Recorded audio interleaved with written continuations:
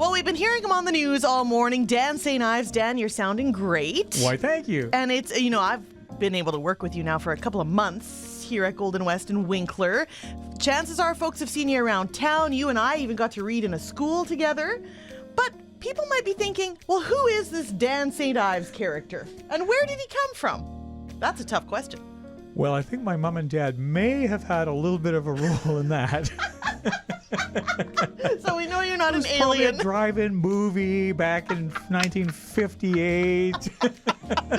But so you've just recently moved to Winkler with your wife. I have. And you're getting to know the Pembina Valley. You have got a lot of talents and a lot of history, especially in writing. I understand you are a comedic writer and have had columns across Canada. Yeah, it's funny. When I go out and I've done this in Alberta and BC, I've done a writing course for adding some funny to your writing. And what I always say, I'm kind of the accidental writer.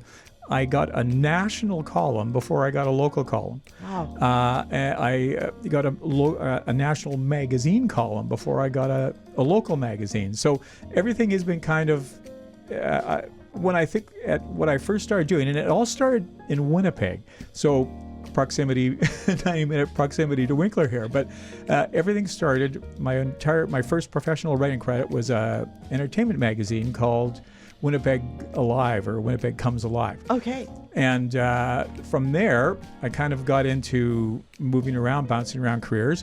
But then when my wife and I moved to Kelowna,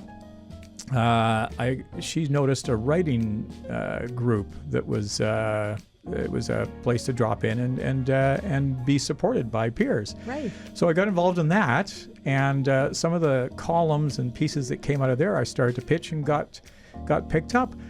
I ended up getting a book together of some columns that had been published, and brought that into the newspaper, the Kelowna Daily Courier, to have a review.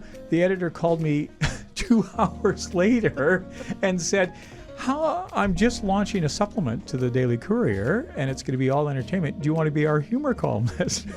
Wow. So that kicked off 6 years of weekly humor columns. But at the same time, one of the things I had started doing, I was in real estate at the time, and I was doing this goofy little in-house newsletter for the company. I pitched that and got a national column. Oh my goodness. Every realtor across Canada got a copy of that every month for over 20-some years. As a matter of fact, I've just been invited they're going back for the first time in years to do a print edition, and they've asked me to submit a column for that. So Wow. in the next, yeah. So there's a chance that you're famous in the local realty circles. That's it. Yeah. They've heard of you before. Now the big question is, it's hard to fit all this stuff in. While you have to come by for more visits on the air. Oh, I will. We work together every day. I'm going to take that window of glass out, and we're just going to be able to reach through. Yeah, actually, if you're listening, Dan and I have offices right beside each other here at Golden West and Winkler, and we're often kind of staring at each other like zoo animals. But this is nice to have a visit and to hear you on the news. The big question is PembinaValleyOnline.com about to get really funny?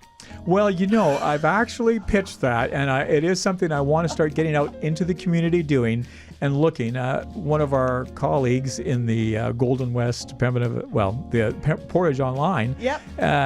did something where he just went out and caught something, and it had something to do with a duck. I should really go back and read that. But it was a funny thing, and we know that humor connects. Humor connects people, and it's done that for decades. Big writers like Dave Barry, Irma Bombeck, and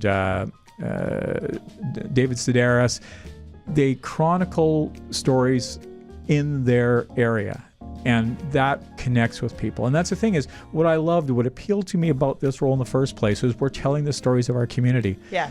Why not? They can't all be somber or Right. or semi-informational. Let's have some fun. Funny things happen, and Dan, I'm looking forward to reading more of your writing. Thank you for stopping by the Eagle Studio, and I guess back to the newsroom for today. Yeah, and when do I get my $20 for this? Does anyone have $20 I can borrow?